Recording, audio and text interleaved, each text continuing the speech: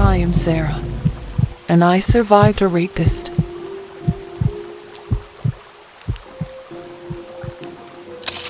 Back in days, when I was just 18 years old, me and the rest of my friends used to spend the weekend at an old abandoned factory in our town. It had the vibes any teenager would dream of. Lots of space to wander around, with tons of stuff to do with their old abandoned machines. And the best of it all is, it had electricity, so it wasn't that spooky factory as you'd think of it.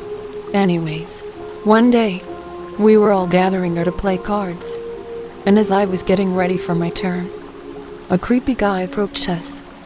Let's call him Robbie. He was talking casually to my friends, so I assumed that they've met before. He had a pale white skin and a skin-shaved head, but what was more noticeable is that he had some fresh bruises on his face. He introduced himself to me. I told him my name is Sarah, and that I was 18 years old. And from that point, Robbie started showing his creepy side. I guess hearing that I was just 18 was as a green light to him to start approaching me. Anyways, after a few minutes, Robbie started an endless complaining about how much of a dumb bitch his girlfriend is, and how he came just to avoid being around her. But it was obvious to all of us that this pathetic man didn't break up with this girl because she was his only source of income and shelter. He was broke, and that was obvious. He also bragged about how he stole a knife from Walmart. He even tried to hand me the knife for some reason, but I totally refused to even touch it. Then he did what I never expected him to do. He politely asked me to get his phone off the charger. Sounds totally normal, right? That's what I thought, 'cause the moment I reached his phone, I figured out that he already had a notes app open, and it read, "Hey, I know this sounds creepy, but I think we should totally date." There was a whole paragraph after it, but I had enough at this point. He expected some sort of response, so I gave him one. Oh no, I'm not really interested in a relationship. "Oh, that's cool. That's cool. Still friends?" Sure. What was I supposed to say? I just couldn't say no to the guy who got a knife on him and has a fresh fighting bruise all over his face. Neither of my two friends heard our conversation, so I was stuck next to Robbie until our game session was over. During that time, I offered Robbie some candies. They weren't my favorite thing in the world, but the Dollar Tree nearby has good prices. He laughed and said to me, "Food is the way to a man's heart. Are you trying to seduce me right now?" You can say it's a joke and doesn't have any deeper meaning than that. But coming from a man like him just didn't seem right. And when I left the factory after the game session had ended, I told my friends what had happened. They believed me and told me he was kind of a weird guy. It was the last time I saw him in person, as after a month or so from that day, a girl from our school went missing. Then a week after, his face was all over the news. He was the kidnapper of the schoolgirl. And not just that, the investigations led to the fact that Robbie was not just kidnapping and raping the girls of our neighborhood, but he, in fact, used them as his pets. His own fucking pets. They even found a footage from his own home camera where he beats up a girl on the stairs. The same girl I used to see in the factory a few months ago, and thought she'd just move out of town. I guess the girlfriend he was talking about that day wasn't even a girlfriend, but just another girl he kept as a pet.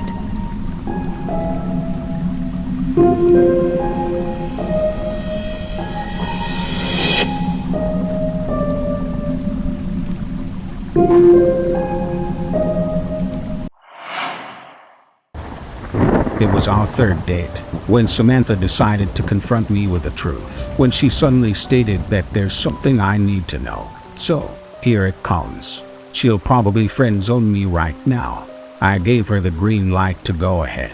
Then she said the most awkward shit ever. She simply said that she had a removable face. And honestly, that was a new one. I was about to laugh, but she was wearing a deadly serious expression. So I had to ask if that was a metaphor or something. She stared at me for a few seconds. Then she lifted her chin and traced her jawline with a finger, and asked me to look closely. It was very hard to see, but she was right. I saw a tiny gap between her neck skin and her face. I mean, with her fucking fake face. She calmly instructed me not to ask any questions, as she can't tell me any details. And if that fake face thing is going to be a problem, then we should break up in peace and act as if we never met. And for me, 1 minute was fairly enough to make a decision. Not a problem. So what? You have a removable face. Who cares? It looks good. There's something else.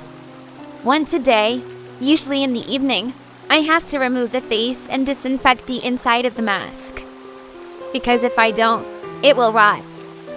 This takes about an hour, depending on how my day went. During this time, you must never ever look at my real face. Do you understand? I nodded positively. Honestly, I was still in shock of the fucking weird situation I was going through. Maybe she had had a horrible accident where her flesh had been mangled. Maybe her face had been melted by acid or burned by fire. I don't know. That night, I couldn't sleep at all. I was picturing a face of raw, naked muscle rotting away. What if I wanted to kiss her? Will I be really kissing her? Or just kissing the bloody and squishy skin under her fucking mask? 7 months have passed now, and yes, we're still together. And you know what? I'm deeply in love with this girl. We just kept dating. Then Samantha moved into my humble house, and the best of it all, we decided to get married. And for the most part, it was a completely normal relationship, typical of two young people in love, building a life together. During the day, it was easy to forget about the face altogether. It looked natural enough for me. I did occasionally ask her about it, how it was possible to make the removable face look so real, and what it really looked like underneath. I tried to coax her into showing me, but she never showed me or told me the story behind it. She'd just shrug and say that she can't show me or tell me anything about her face for my own safety. I never told anybody about Samantha's removable face. It's not that she asked me not to. I just didn't think it was anybody's business. Except once, when I did tell somebody, my best friend, Chris. He laughed at first, thought I was shitting him into a dumb joke or something, but later on, he realized I was not joking.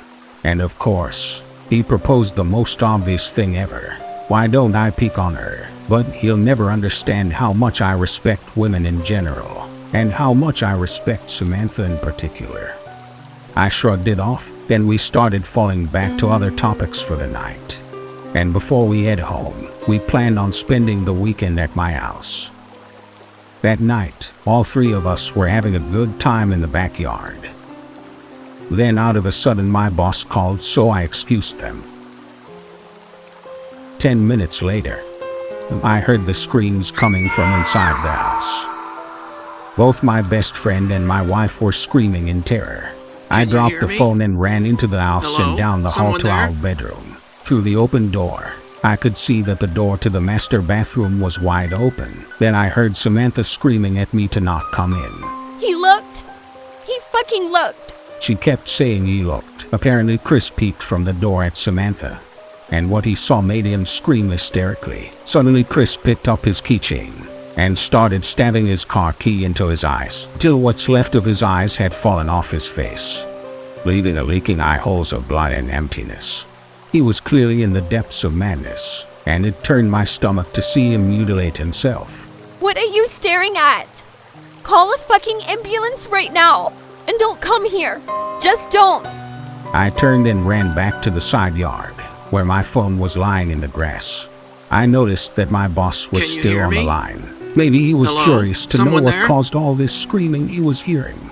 Anyways, I hung up on him and immediately called 911 when the paramedics arrived. Chris was having a seizure in the hallway until they took him away. Afterwards, Samantha kept sobbing. Her face was on, but it had been quickly done, and everything looked a little off. My world has been dark this past week. My best friend is in a psychiatric hospital under suicide watch. He's completely blind and mostly catatonic, except when he slips into a violent babbling mania. The doctors are optimistic that his state is temporary, but they don't know the truth about what caused it. because I told the paramedics that Chris had taken a large dose of psychedelic mushrooms and fallen into psychosis. I saw no good reason to tell the truth about what had happened. Who would believe that one look at my wife's real face would make somebody insane? They'd probably put me in the room next to Chris if I ever said something like this. Anyways, since that day, Samantha is in a state of her own. She still cleans the inside of her face, though not as regularly, and when she puts it back on, it's always crooked. It has even started to smell a little bit. I've tried to assure her that it wasn't her fault, but she never gave me any reaction. She was mentally isolated from everything. As for me, I'm doing my best to hold it together. Maybe Samantha is cursed. Maybe Chris was in fact on some sort of drugs and he was hallucinating what he saw. I have no idea. But do you know what's strange? Despite what happened to Chris, I still find myself curious about what my wife's real face looks like.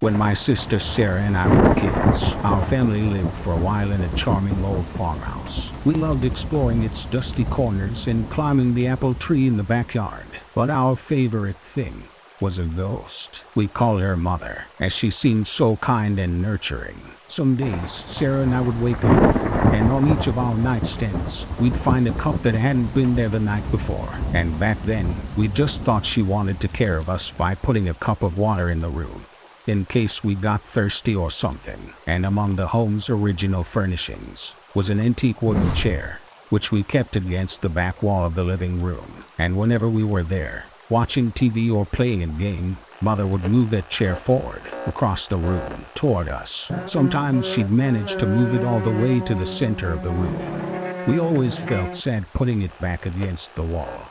Mother just wanted to be near us. That's all. Years later, long after we'd moved out, I found an old newspaper article about the farmhouse's original occupant, a widow. She'd murdered her 2 children by giving them each a cup of poisoned milk before bed. Then she hung herself.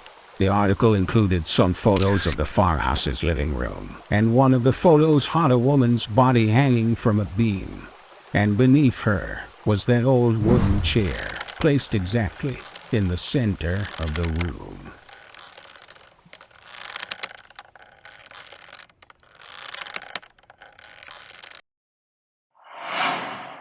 I live in a town that is known to be fairly safe, and honestly, I always felt comfortable walking alone. Until one day, it was during the clown craze. I was enjoying my daily walk as usual, and even though there were rumors that some of those clown freaks will be at my town, I honestly didn't give a shit and barely believed the news. That day, I was walking to the library to return some books when I saw a man dressed as a clown staring at me across the street. And in no time he started laughing and started moving slowly towards me. I was horrified, and in a glimpse he started running fast towards me. All I could do was try to run away. My brain couldn't process the situation as everything happened so freaking fast. I was so scared I couldn't even scream while running away from him. And as I was already close to the library, I headed to it instantly and literally jumped through the door. And when I finally got myself inside it, I looked behind, and he was standing in front of the door. He didn't have enough balls to get in there, especially after chasing an underage kid across the street. He started laughing like a maniac for a few seconds before he simply ran away of sight. Even though this incident happened a long time ago, I never had the courage to tell anyone about it, as I was mentally unprepared for anyone disbelieving what I went through.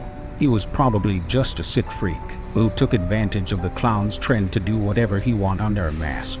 From all of my heart, I hope he's burning in hell for real.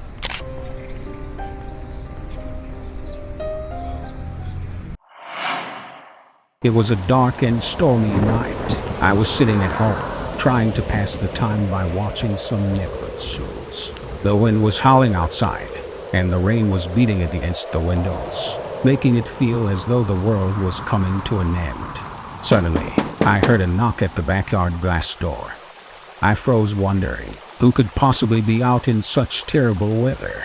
I hesitated for a moment, then slowly made my way to the door. As I approached, I smelled a weird rotting smell in the air.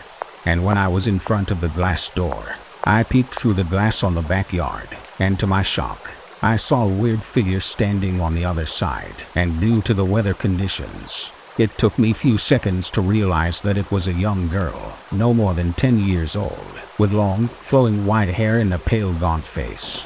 She wore an old-fashioned dress, and her eyes were dark and empty.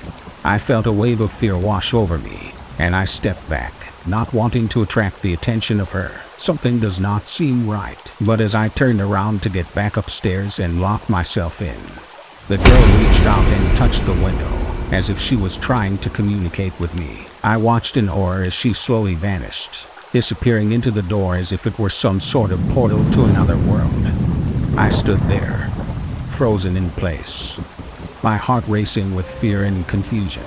I had no idea what to do, or what this all meant. All I knew was that I had just seen a ghost, and that I was terrified.